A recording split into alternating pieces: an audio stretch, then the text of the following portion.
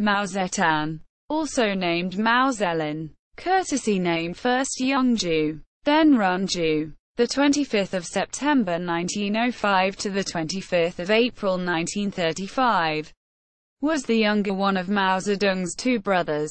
He joined the Communist Party of China in 1923.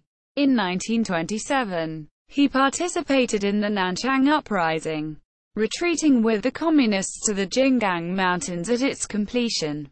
At the age of 29, he was captured and executed while fighting Kuomintang forces in the Jiangxi Soviet, covering the withdrawal of the main Communist army during the Long March.